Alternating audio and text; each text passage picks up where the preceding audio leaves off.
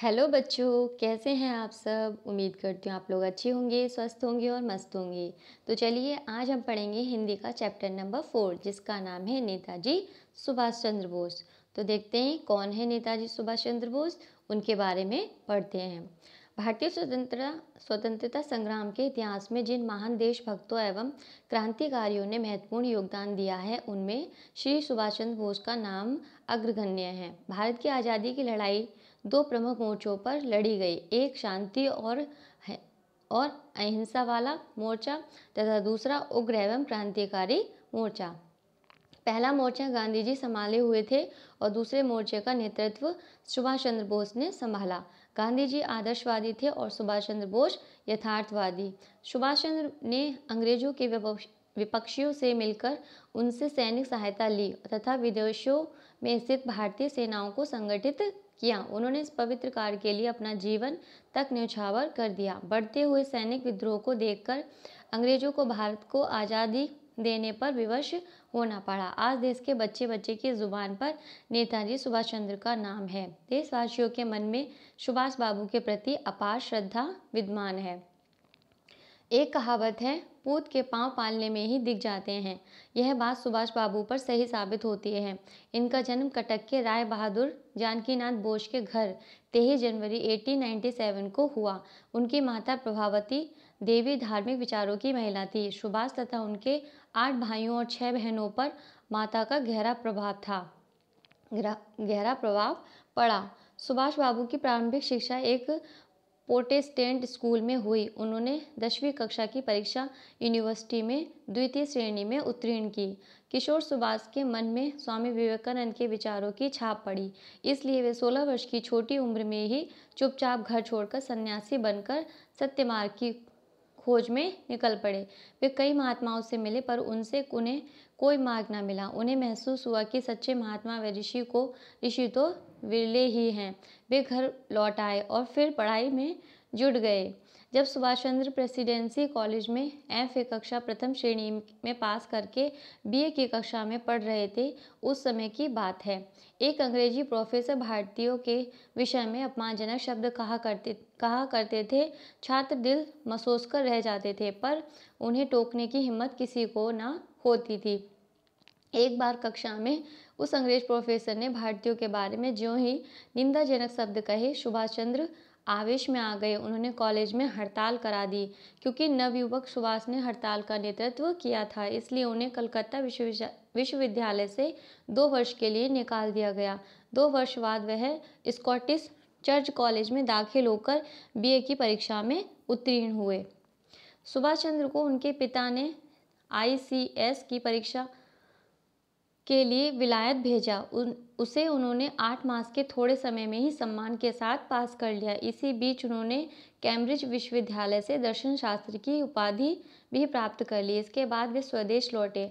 ICS की परीक्षा पास करते ही उन्हें उच्च पद पर सरकारी नौकरी मिलनी थी, पर उन्होंने विदेशी सरकार की नौकरी को लात मार दी और अपने लिए देश सेवा का काम चुना। यह उन दिनों की बात है जब महात्मा गांधी देश में असहयोग आंदोलन चला रहे थे। बंगाल में इस आंदोलन का नेतृत्व देशबंधु चित्तरंजन दास कर रहे थे। सुभाष चंद्र उनके स्वराज दल में शामिल होकर आंदोलन कार्य में जुट गए।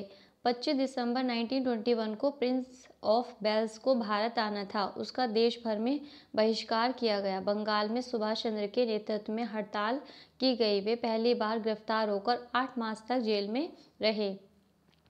सन 1923 में कांग्रेस ने कलकत्ता कॉरपोरेशन का चुनाव लड़ा। उसमें देशबंधु मेयर चुने गए और सुभाष चंद्र बोस एग्जीक्यूटिव अफसर बने। इनके कार्यकाल में कॉरपोरेशन ने बहुमती प्रगति की। कांग्रेस की लोकप्रियता बढ़ गई। लोग स्वदेशी शासन के सपने देखने लगे। अंग्रेज सरकार सुभाष चंद्र की लोकप्रियता सह न सकी। 1924 में अंग्रेज सरकार ने ऑर्डिनेंस प्रस्ताव पास किया, जिसके तहत वह किसी को भी बिना वारंट गिरफ्तार कर सकती थी। कई नेता पकड़ लिए गए। सुभाष चंद्र को 6 मास तक अलीपुर जिले में, फिर बहरामपुर तथा मांडले जेल में रखा गया। वहां सुभाष बाबू का स्वास्थ्य खराब रहने लगा। देशवासियों ने उनकी रिहाई की प्रबल मांग की। विवश होकर सरकार को उन्हें छोड़ना पड़ा। इसी बीच सुभाष चंद्र बोस महात्मा गांधी से मिले। गांधी जी ने उनसे बहुत प्रभावित हुए। 26 जनवरी 1930 को सुभाष चंद्र के नेतृत्व में कलकत्ता में जुलूस निकला। सरकार ने उस पर प्रतिबंध लगा रखा था। सुभाष बाबू गिरफ्तार किए गए और उन्हें 9 मास की जेल हुई। सुभाष चंद्र को जेल भेज दिया गया। गांधी इरविन समझौते के अंतर्गत सुभाष बाबू रिहा हुए, पर गोलमेज सम्मेलन से गांधी जी असफल होकर लौटे। सुभाष बाबू को निमंत्रण मिला, वहां उनकी गांधी जी से नहीं पटी। फलतः उन्होंने बंगाल प्रांतीय कांग्रेस कमेटी के प्रधान पद से तथा मेयर पद से त्यागपत्र दे दिया। बंबई से लौटते समय उन्हें गिरफ्तार कर लिया गया। जेल में सुभाष चंद्र बहुत अस्वस्थ हो गए। अंग्रेज सरकार ने सुभाष बाबू को चिकित्सा के लिए वियना भेजा। भारत लौटकर 1938 से 39 ईस्वी में वे कांग्रेस के सभापति निर्वाचित हुए, परंतु गांधी जी से मतभेद होने के कारण उन्होंने त्यागपत्र दे दिया। तत्पश्चात उन्होंने फॉरवर्ड ब्लॉक की स्थापना की। उसी समय द्वितीय विश्व महायुद्ध छिड़ गया। गांधी जी जिस प्रकार से स्वतंत्रता संघर्ष छेड़े हुए थे, उससे सुभाष बाबू संतुष्ट नहीं थे। उन्होंने अंग्रेजों के शत्रु राष्ट्रों के साथ मिलकर स्वतंत्रता संघर्ष तेज करने का निश्चय किया। जनवरी 1941 में उन्होंने लोगों से मिलना जुलना बंद कर दिया। 2 मास तक दाढ़ी बढ़ा ली। एक दिन वे चुपचाप मौलवी के भेष में पेशावर जा पहुंचे। वे कठिनाइयों से घिरे हुए थे। जोखिम ही जोखिम था, पर मन में मातृभूमि की बेड़ियां काटने के लिए तड़प थी। वे किसी प्रकार वहां से काबुल, मास्को और फिर बर्लिन पहुंचे। बर्लिन में वे हिटलर से मिले।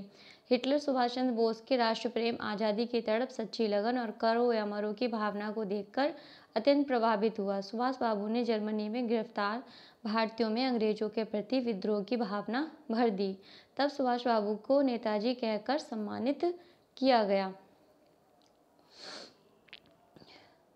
नेताजी सुभाष चंद्र बोस जर्मनी में थे। उनका लक्ष्य उन्हें पुकार रहा था। 20 जून 1943 को वे जान हथेली पर रखकर पनडुब्बी द्वारा जापान पहुंचे। जापान में उनका भव्य स्वागत हुआ। फिर वे सिंगापुर पहुंचे, जहां आज़ाद हिंद के सभापति श्री रास बिहारी बोस ने नेतृत्व की बागडोर नेताजी को सौंप दी। 5 जुलाई 1943 को नेताजी सुभाष चंद्र ने आज़ाद हिंद की अस्थायी सरकार की स्थापना की। मंत्रिमंडल की घोषणा की गई।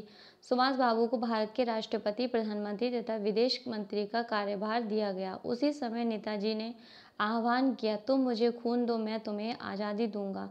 देखते ही देखते आज़ाद हिंद फौज में भर्ती बढ़ने लगी। इस फौज में पुरुष तथा स्त्रियां दोनों सम्मिलित हुए। स्त्रियों के लिए नेताजी ने रानी झांसी रेजिमेंट बनाई। इसकी प्रधान कुमारी लक्ष्मी स्वामीनाथन थीं। इस रेजिमेंट की महिलाएं चिकित्सालय में घायलों की देखभाल करती थीं तथा साथ ही युद्ध में लड़ने भी जाती थीं। फौज की संख्या 50,000 थी।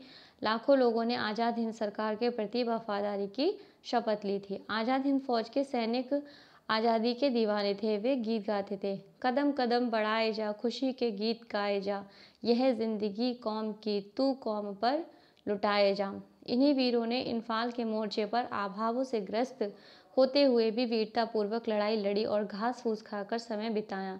जगह जगह अंग्रेज सेना को मुंह की खानी पड़ी। द्वितीय महायुद्ध में जापान पर परमाणु बम गिराए गए। अंग्रेजों की जीत हुई। आज़ाद हिंद फौज पर संकट का पहाड़ टूट पड़ा। आज़ाद हिंद सरकार की संपत्ति जब्त कर ली गई। फौजियों की पकड़ धकड़ शुरू हो गई, पर सुभाष बाबू ने मोर्चों पर डटे रहने के लिए कहा। 16 अगस्त 1945 को नेताजी सिंगापुर से हवाई जहाज बैंकॉक पहुंचे। सहगांव ठहरकर उनका जहाज 2 बजे दोपहर को ताई हुकू पहुंचा। आधे घंटे बाद जब जहाज उड़ा तो दुर्घटनाग्रस्त हो गया। कहते हैं 18 अगस्त को रात 9 बजे उनका देहांत हो गया, परंतु इसकी पूरी तरह पुष्टि आज तक नहीं हो सकी। आज प्रत्येक भारतीय के हृदय में नेताजी सुभाष चंद्र बोस के प्रति श्रद्धा और सम्मान की जितनी भावनाएं हैं, उतनी शायद ही किसी अन्य नेता के प्रति हो। आज भी प्रत्येक भारतीय का मन कहता है, काश आज हमारे बीच नेताजी होते तो हमारा देश सच्चा धर्मनिरपेक्ष राज्य होता और सच्चा स्वर्ग धरती पर उतर आता। तो ये थी बच्चों सुभाष चंद्र जी के बारे में जानकारी। उम्मीद करती हूँ आप लोगों को ये पसंद आई होगी। इसी तरह नई नई जानकारी पढ़ते रहेंगे हम। अपना ख्याल रखिए, खुश रहिए। Thank you and bye.